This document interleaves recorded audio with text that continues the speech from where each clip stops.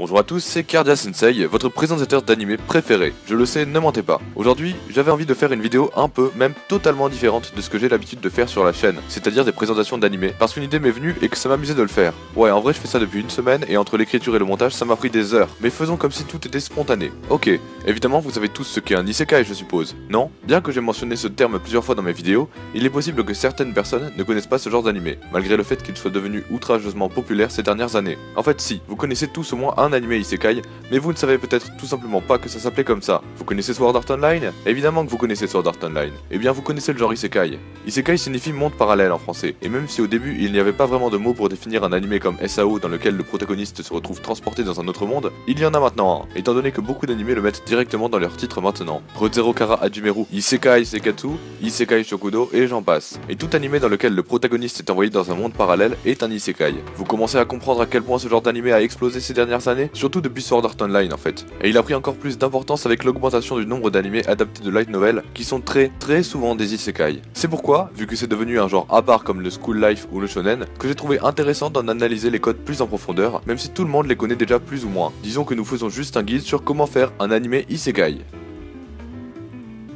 Première étape, le personnage principal.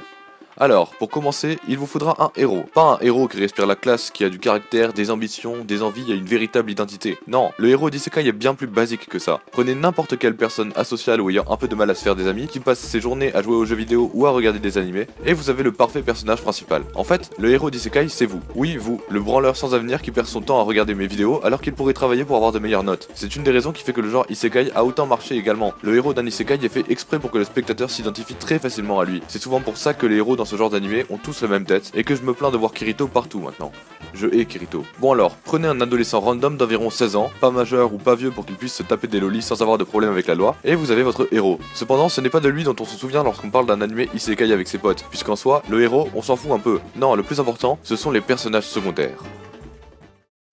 Deuxième étape, les personnages secondaires.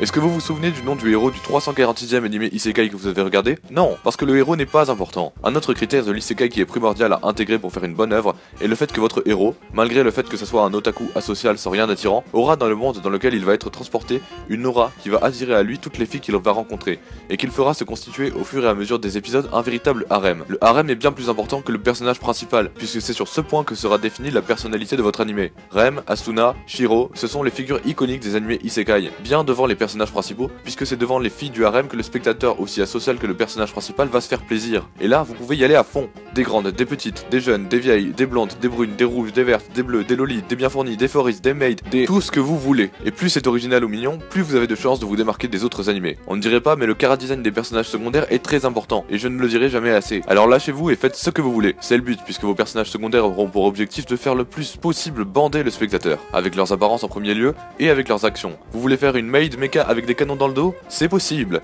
Une fille mignonne, mi-kimono, mi-bateau qui en plus est mineure? Allez-y, plus vous saurez attirer l'œil, plus vous serez gagnant. Ah, et n'oubliez pas de prendre en compte le coefficient de poitrine par personnage. C'est bien de faire des lolis, mais ne faites pas que ça. Comme c'est bien de faire des filles à forte poitrine, mais il faut savoir se diversifier. Tentez de garder une moyenne raisonnable, sinon vous passerez soit pour un animé pédophile, soit pour un animé pas sérieux, genre High School DxD ou High School of the Dead. Ah, et une dernière chose qui marche bien en ce moment, c'est les trappes. Vous savez, ces personnages qu'on croit de sexe féminin alors que ce sont des hommes. Mettez-en un pour la forme, histoire de satisfaire ceux aux fétichismes les plus douteux. Oh, attendez, moi-même j'aime bien les troisième étape, l'univers.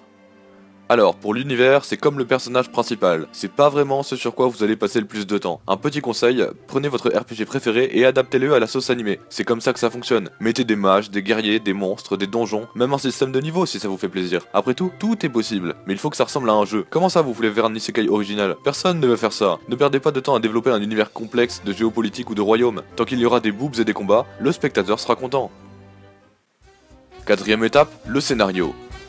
Comment ça, une étape pour le scénario? C'est simple pourtant, le héros veut devenir fort, il combat des monstres, sauve et rencontre tout un tas de filles random qui veulent juste le violer, se construit un harem et laisse la fin de l'anime en suspens. Que faut-il de plus? Vous croyez que les isekai avaient des scénarios construits? Eh les gars, on n'est pas en train d'écrire une romance à la Shakespeare. Faut avant tout se rappeler que le spectateur n'aime que certains types de moments. Les moments mignons, les moments badass et le fanservice. Les moments mignons c'est facile, vous le faites un peu interagir avec les personnages secondaires, ce qui vous permettra de les développer un petit peu au passage pour pas qu'elles restent qu'une paire de boobs sur pattes, et c'est fait. Pour les moments badass, vous faites des combats, voilà, c'est basique. Et si possible des combats combats qui mettent en jeu le destin du monde ou la vie des personnages secondaires. Pour l'émotion surtout, comme ça on se dira que c'est un animé trop touchant et tout. Et pour le fanservice, ça, vous pouvez le placer partout. Une scène de bain par là, une culotte par ici, une situation gênante où le héros touche sans faire exprès une fille. Vraiment, même si au début vous pouvez avoir du mal à trouver comment insérer des moments de fanservice, ça viendra tout seul avec la pratique. Et sachez que vous pouvez vraiment en mettre partout.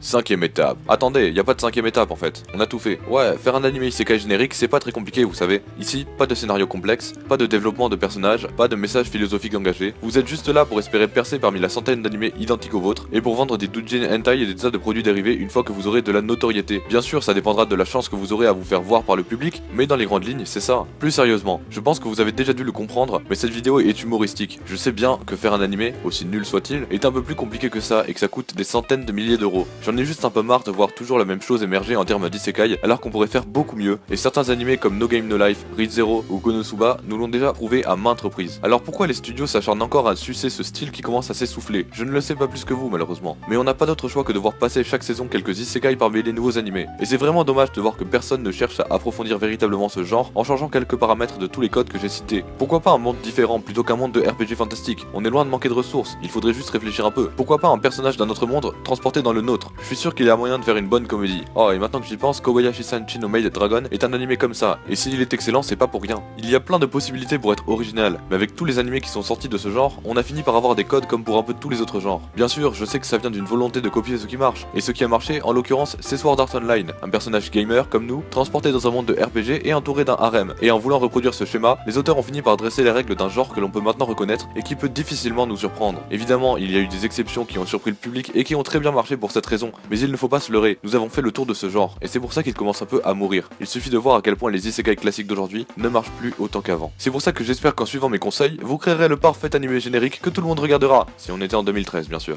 Merci à vous d'avoir regardé cette vidéo, je tenais à faire un truc un peu différent de ce que je fais d'habitude, et ça m'a fait vraiment plaisir. On se retrouve une prochaine fois, ciao!